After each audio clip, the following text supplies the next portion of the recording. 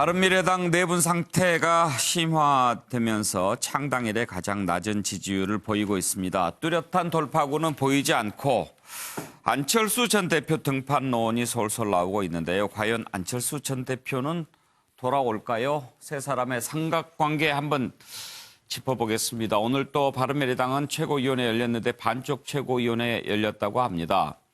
손학규 대표는 지금 분열할 때가 아니다라고 하면서 수처 작주의 길을 가야 한다. 이런 사자성어를 얘기했는데 수처 작주, 내가 가는 곳마다 주인이 된다. 이런 뜻이라고 하죠. 유승민 대표, 전 대표 때가 되면 적극 나설 것이라고 하면서도 아직은 구체적인 사안에 대해서는 언급을 피하고 있습니다. 가장 관심을 모으는 사람이 지금 독일에 가 있는 안철수 전 대표인데요. 최근에 SNS를 통해서 자신의 뜻을 잠깐 밝혀왔다고 합니다. 당내의 이태규 의원에게 모든 것을 좀 상의해서 처리하도록 했으면 좋겠다라는 문자를 보내왔다고 하는데요. 지금 이 새 최고위원은 계속 최고위원회 보이콧하면서 손학규 대표 물러나라고 요구하고 있습니다. 자, 이 와중에 계속 들썩들썩한 이현주 의원, 몸은 있지만 마음은 진작 떠난 것 같은데 최근에 자유한국당에서 오라고 하면 가겠다는 뜻을 밝혔는데 자유한국당에서 언제 모시러 올지 잘 모르겠습니다. 지금 논란이 되고 있는 것은 또 한쪽 호남계 쪽의 의원들이 민주평화당과 합쳐야 된다라는 그런 얘기를 하고 있기 때문에 정말 한 지붕 몇 가족인가요? 바른미래당 한번 들여다보겠습니다. 관련된 녹취 들어보겠습니다. 다시 한번 간곡하게 부탁드립니다. 지금은 분열할 때가 아니라 단결할 때입니다. 싸울 때가 아니라 서로 격려할 때입니다. 차이를 말할 때가 아니라 함께하는 이유를 말할 때입니다. 손학규 개인을 위해서가 아니라 대한민국의 바른 미래를 위해서 중심을 잡으려고 하는 것입니다. 지금부터 제3세력이 결집하기 위한 새로운 장으로서 바른미래당을 만들어가야 합니다. 당원 동지 여러분께서도 동요하지 마시고 지도부를 믿어주십시오. 이제 지난 토요일 날 제가 조금 통화를 좀 드렸어요. 아, 토요일에요? 그걸 제가 개략적으로 조금 말씀을 좀 드리면은요. 예. 그게 이제 두 가지 정도라고 말씀을 좀 드리면은 한국 정치 상황을 잘 모르니까 자기가 현장에 있는 분들이 함께 의논하고 지혜를 모으면 좋겠다. 이 부분은 이제 현장에 계신 분들이 좀 판단해서 대처해달라는 이런 말씀이시고요. 예, 두 번째는 이제 바른미래당 통합 정신이 훼손돼서는 안 된다. 지금은 어렵지만 한국 정치를 바꾸려는 소중한 정당 아니냐. 뭐 이제 이런 의견을 주셨어요.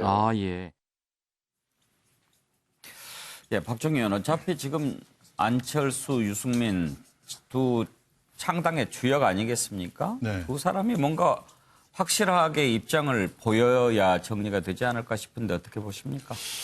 글쎄 확실한 입장을 보이고 한다 하더라도 지난번 보궐선거에서 너무 아주 수준 이하의 성적표를 받아들였기 때문에 다시 바른미래당 창당 당시에 그런 에너지가 나올 것 같지는 않고요. 창원 성산 지역에서 민중당한테도 졌단 말이죠. 한 2%, 0.2% 정도 졌습니다만 4위를 했죠. 그러다 보니까 이제 손학규 대표의 리더십에 대한 이현주 의원의 찌질하다 이런 발언도 나오고 이렇게 됐는데 이 지금 개혁 보수 플러스 개혁 진보 통합의 정신으로 한국 정치사에 새로운 지평을 열겠다고 했는데 결국은 국민들이 볼 때는 그동안에 뚜렷한 노선 투쟁이라든가 해서 기존 정당하고 차별성이 없었어요. 그러다 보니까 그냥 기존의 민주당 또 한국당에서 별로 사이가 안 좋은 사람들이 나와서 만든 임시 천막 당사 같은 그런 형태로 오다가 지금 와서 이제 총선이 다가오니까 결국은 이제 각자 도생할 수밖에 없지 않느냐 이렇게 보여지고요. 또 손학규 대표도 이 바른당의 이제 지분이라는 게 별로 없단 말이죠. 그러다 보니까 오노 한 명에 기대고 있는 이 한국 정치의 고질적인 병폐 때문에 안철수 등판론이 또 나오는데 안철수 전 대표 같은 경우에는 지금 뭐 국회의원 선거가 중요한 게 아니고 내년 3년 후에 있는 대선을 이제 겨냥해서 움직여야 있기 때문에 지금 당장은 움직일 수 있는 여건이 안 된단 말이죠. 그러다 보면은 결국은 또 몇몇 사람들은 이제 원래 있던 쪽으로 이제 슬금슬금 들어갈 거예요. 예. 그리고 나머지 있는 분들이 안철수 대표가 이제 다시 대표가 됐을 때 그럴 때 어떤 청사진과 어떤 지역 구도라든가 가지고 다시 시작하는지 그건 좀 두고 봐야 되겠습니다. 예. 김정욱 교수 보시기에 어떻게 될 것 같습니까?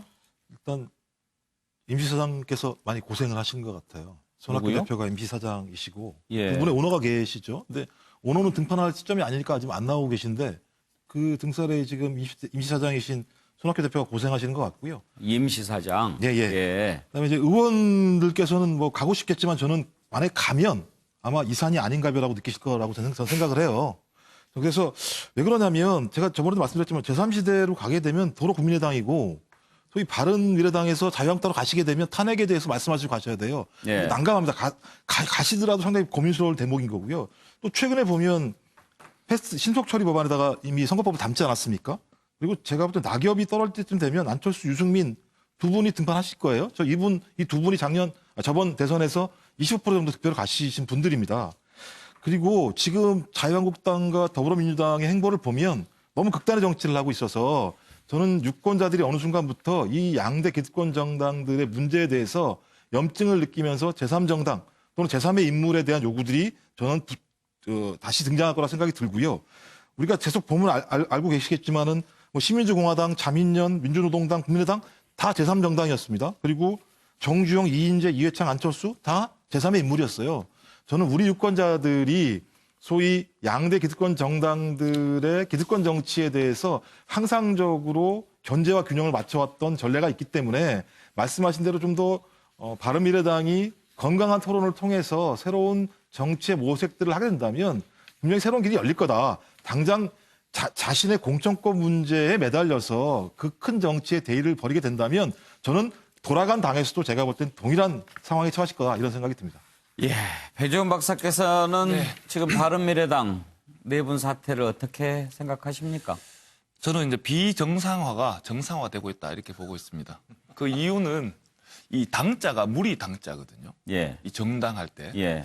처음부터 색채가 너무 다른 두 정당이 예. 뭐 저는 뭐 오늘도 패널 중에 제가 가장 젊은 것 같은데요. 제가 원래 만 39살이거든요. 제 또래에 많은 얘기를 해보면 바른정당의 이런 바른정당 또 그 바른미래당의 이런 시도에 대해서 좋게 보는 친구들도 있더라고요. 그 친구들은 이유가 그겁니다. 자유한국당과 이 더불어민주당이 좌우가 너무 극단적 이념 대립을 하는데 지쳤다는 거예요. 또 지역 감정에. 그래서 바른미래당이 꼭 성공하기를 바라는 일부 청년들도 있습니다. 예. 그러나 두 생각이 너무 다른 두 집단이 또 최대 그 지분이 나한테 있다. 이렇게 하기 때문에 제가 봤을 때는 해체 모여 해야 된다. 지금 제가 봤을 때 해체 모여 안 하는 것 자체가 저는 좀 이상하게 생각합니다. 총선이 1년밖에 남지 않았거든요. 아까 비정상의 정상화라고 말씀하신 뜻은 지금 이렇게 어지럽고 혼란스러운 상태가 정상이라는 말씀인가요? 그렇습니다. 예. 아하. 생각이 이렇게 다른데 예. 어떻게 한 집 안에서 어떻게 이렇게 이념을 맞춰가고 타당과의 또 경쟁에서 우위에 서기 어렵다 저는 그렇게 봅니다. 네. 김영주 의원, 네. 날카로운 지적이라고 생각하십니까? 아니면 날카로운 지적이죠. 날카로운 지적이기도 하고 한편으로는 굉장히 지난 그 총선은 우리나라에서의 다당제 구도가 꼽힐 수 있는 굉장히 제로의 찬스를 예. 말하자면 안철수 대표가 맞았어요. 근데 이미 저는 그 김정욱 교수하고 의견이 좀 다른 게 그 예. 많은 기간 동안에 별로 보여준 게 없어요. 새로운 정치의 실제 내용과 형식이 뚜렷하게 나타나지 않았다. 결국 사람이었는데 결과적으로 그렇게 많은 문제가 있지만 민주당과 자유한국당에 속해 있는 사람보다 더 나은 사람, 더 나은 방식, 더 나은 비전이 안 나왔다. 실제적으로 두 사람이 생각이 달랐더라도 화학적 결합을 통해서 새로운 미디어를 통해서 그야말로 우리 당은 예컨대 한번 상임위를 하면 그 사람이 매선을 하든 상임위를 안 바꾸겠다든지 아예 포커스를 맞춰 지역 정당을 구체적으로 어떤 지방 중심으로 하겠다든지 한 달에 한 번씩은 모든 전 당원들이 심야 토론을 하겠다든지 어떤 새로운 기의대 정당, 공룡 정당이 못하는 어떤 발빠른 의사결정, 더 합리적인 비전 전혀 못 만들었습니다. 예. 저는 차라리 유승민 대표는 아직 비전이 살아있다고 보고 이미 안철수 대표는 새로운 기회를 전혀 만들어가지 못했다. 이제 그런 생각이 들고요. 지금 현재의 그 질문에 있어서는 결과적으로는 안철수 대표가 대리인으로 말하자면 이 손학규 대표를 만들었는데 지금 다시 이태규를 찾는 이유가 뭐겠습니까? 그 사이가 심각하다. 그렇게 보여지고 본인은 어쨌든 뭐 안철수든 유승민이든 간에 아직 나보다는 경륜이 적으니까 이번 5.1장이 장이 열리는데 그 장에서 가장 이익을 보게 할 사람은 나다라고 얘기하는 나한테 권한을 달라는 거고 미안하지만 다른 사람 못 믿겠다라는 생각을 다시 안철수 대표가 갖게 됐다. 이것이 심각한 상태라고 보여집니다. 예. 김영주 의원 말씀 듣다 보니까 만약에 김영주 의원께서 대표를 맡아서 했으면 바른미래당이 좀 제대로 할 수도 있었겠다 그런 생각도 드는데 저는 근데 진짜 그런보다는, 짧게 예. 한번 좀 여쭤보고 싶은 부분이 있습니다. 네. 바른미래당을 지지했던 사람들이 많이 있었지 않습니까? 그럼요. 지금은 많이 옥새 빠졌지만. 투쟁이다. 어쨌든 뭐 정말 싫어서. 그런데 그런 모습을 보여주지 못한 것하고 네. 우리 현재 대한민국의 정치 지형하고 어느 쪽이 더 많은 부분을 차지했을 것 같습니까? 저는 어쨌든 안철수 대표가 정치를 너무 쉽게 생각한 것이 가장 큰 패착이라고 봅니다. 예. 새로운 것은 그야말로 국민들을 감동시키는 새로운 것은 깊이 있는 원리 속에서 새로운 것이 나오지 앞에 걸 다 무시하는 데서 나오지 않는다는 거하고 또 하나는 뭐 과거의 일이지만 결과적으로 김한길 대표나 최재천 전 의원이 초창기 민주당에 지금 뭐 벌써 알려지지 않은 이야기일 수도 있지만 제대로 된 사무처 몇 사람을 이끌고 말하자면 국민의당에 들어갔을 때 안철수 쪽이 거부한 것으로부터 비극이 시작됐다고 봅니다. 예. 당이 예. 몇몇 사람 리더로만 진행되지 않습니다. 사무처라든지 주요한 당직이 골고루 만들어져야 하는데 그것이 없어요, 지금. 분명히 국민들한테 당시에 새로운 정치에 대한 갈증이 있었고 그 갈증을 좀 해소해주는 당이 될 수 있지 않을까 기대했었는데 지금 모습은 그렇지 않습니다. 최진영 변호사. 맞습니다. 실질적으로 그 20대에 이 국민의당의 돌풍이 왜 나왔겠습니까? 그 이전 같은 경우에는 이른바 양당제의 적대적 공정관계를 한번 깨보자라는 국민들의 염원이 있었지 않습니까? 그래서 제3지대를 만들었고 다당제를 사실은 국민들이 선택을 했습니다. 그런데 몇 년 동안 해보니까 이게 오히려 시끄럽기만 하고 오히려 이 나라를 위해서 앞으로 나가는 것을 못하는 그런 과정이 되다 보니까 예. 내년 선거를 두고 다시 어떻게 보면 거대 양당 체제로 다시 한번 재편되는 과정 속에서 지금 이 바른미래당이 삐걱삐걱하는 것 같은데요. 결국 아까는 뭐 비정상의 정상화라는 시니컬한 걸 얘기했습니다만 결국 각자 도생으로 가는 지금 그 시기에 있는 것이 아닌가 싶은데요. 결국 지분 있는 오너와 그냥 CEO 사이의 갈등, 사실 이와 같은 회사에서 이와 같은 구도가 있다고 하면은 결국 주총 한번 소집하면은 그와 같은 기존의 CEO 구도가 쉽게 무너질 수밖에 없는 그런 상황이 된 것이 아닌가 비유할 수 있을 것 같습니다. 예, 이 와중에 좀 짚어볼 만한 분이 이현주 의원입니다. 지금 여러 가지 얘기를 하고 있는데요. 아직도 결정을 못했다고 하나요? 내용을 한번 들어보겠습니다. 한국당서, 예. 사실은 바른미래당으로 출마를 내년에 하겠다라고 예. 생각하는 사람이 누가 있겠습니까, 당에요? 바른미래당으로 현재 예, 알겠습니다. 내년에 출마를 예. 하는 것은 별로 의미가 없다. 뭐 그렇게 생각을 하고요. 보수가- 이렇게 무소속으로 이런 활동에 전념할 것이냐, 뭐 예. 아니면 탈당하고 보수 제1야당과 함께 할 것이냐, 뭐 이렇게 여러 가지 선택지가 네. 있을 텐데 무슨 지금 당장은 제가 결정을 아직 못했고요.